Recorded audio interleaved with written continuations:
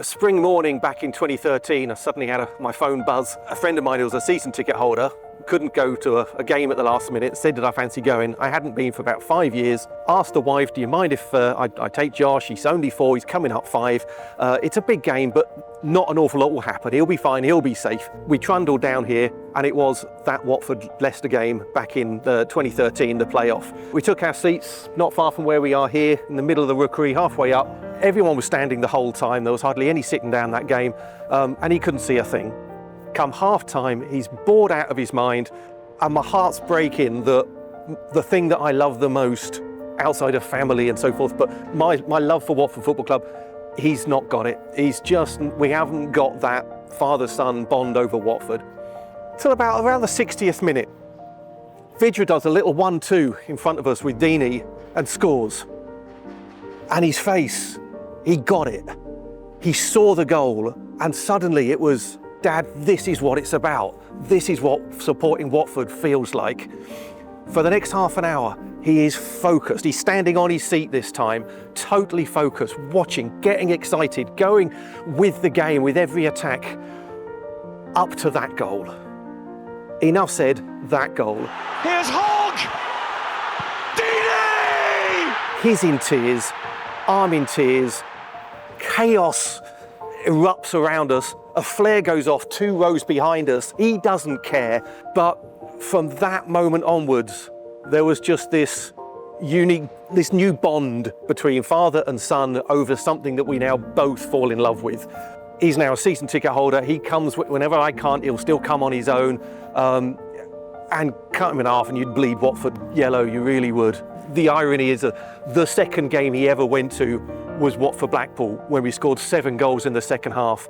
And I had, between here and walking back to the car, I had to explain to him, supporting Watford isn't normally like this. You've just hit gold for your first 2 games. There's highs and there's lows. You just happen to have hit 2 real big peaks. I have a few sort of pictures in my head, frozen images, and there's one particularly I can remember of, I think it was the second pitch invasion at the full time, and I could just see all the people on the pitch. It's just a frozen image, but all I could just see was just happiness around me. And I think that really created that bond between me and this club. And if it wasn't for that game and my dad taking me to that game, I don't think I would have had the love for the club that I do. As I was in America the other day, and I was in a football store, and there was a goal at the back of the football store, and there was a little 5-year-old kid, and he had a shot at this goal, and I heard him scream Deeney as he took the shot, and I just couldn't believe it. And that's the power of the goal. It is a worldwide goal, and I'm just so grateful that I was able to be there at that moment. My best memory, or my significant memory, was the Liverpool game in February 2020, the 3-0 win. It was an amazing game, but it was at a difficult time because my husband had been diagnosed with prostate cancer in the January. Just coming to terms with that, and as a family we were coming to terms with that, came to the game, and I have to say, didn't expect a lot. Decore. Saw!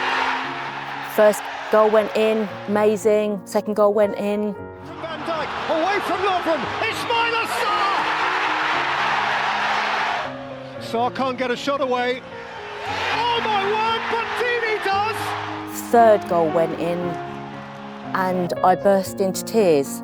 And it wasn't, I don't know where it came from. I just burst into tears.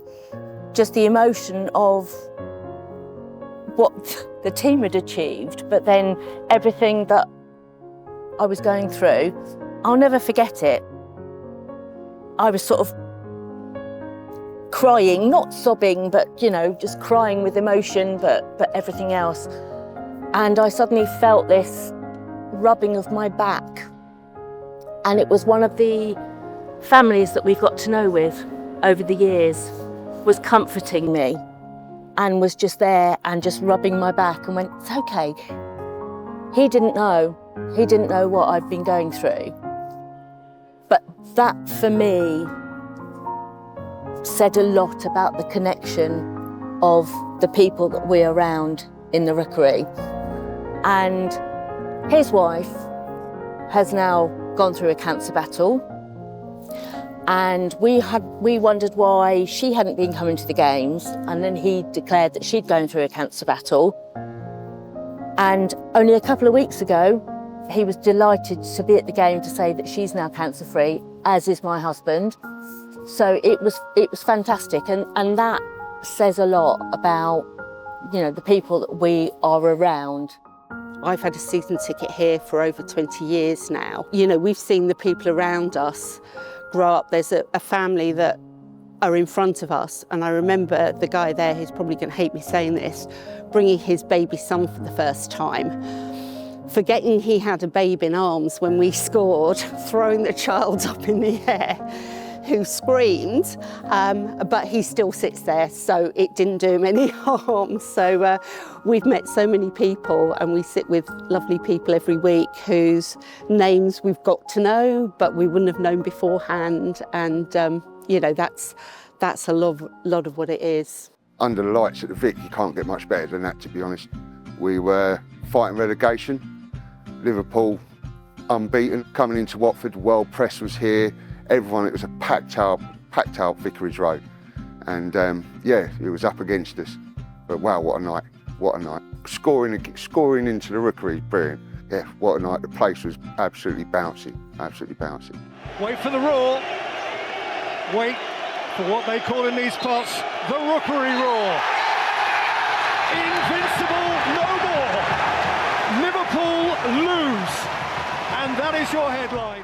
I couldn't get that night out of my head. It was amazing. And then we had the Palace away, and then COVID hit. I got put on furlough. Next thing, there was an email put out by the club, any volunteers to help feed the NHS, help, you know, keep them going during these hard times. So I volunteered, and wow, what a rewarding experience. 3 months I was here. Work the club did it just went under the radar. When you had nurses coming in, they had the white stripes from the face mask across them.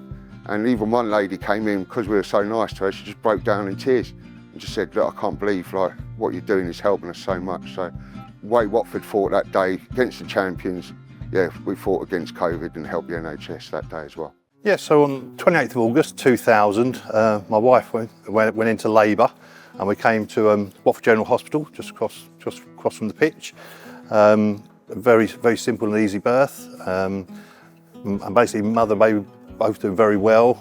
Our second child, so the hospital didn't necessarily want to keep us there, and said, "Yep, you can go home." So basically, we got home about 1 o'clock in the afternoon. My wife went to bed naturally, and again she was doing fine. Ella was doing fine, and I was just sort of there. And it was actually my father-in-law who suggested, "I bet you'd like to go to the game." And so I said, "Oh." So I checked with Sharon, my wife, and she said, "Yeah, why not?" And so yeah, he dropped me off, came to the ground, literally strolled up to our regular seats in the Rookery, about 1 minute to 3, where my brother and dad were waiting, not realising I was going to come. The look on their face was quite a picture. And then we proceeded to beat Sheffield United 4-1. So all in all, quite a good day. 2 daughters, Ella and Leah, and both are season ticket holders. I've still got my same seat, still sit with my brother and his son. And yeah, both the girls have joined me, now season ticket holders. When we were younger, we used to come and it'd be like a day out with Dad, so it was always great fun to come. And even still today, we'll go to the pub beforehand. We make like a day of it. It's always great fun. I didn't want them supporting Arsenal or something like that. So the fact they followed the family footsteps into supporting Watford was all I could ask for, really. I was 8 years old, 8 or 9. My dad and I were in his van, and we were driving along Vicarage Road, and he sort of stopped and was like, "Should we get out and have a look?" And he pointed over the road. So we got out the van, and I had my hands pressed against this plastic orange fencing. And in the distance, what felt like, you know, miles away, was the shell of the Rookery as it was being built. Seeing this shell and being like, that's going to be amazing.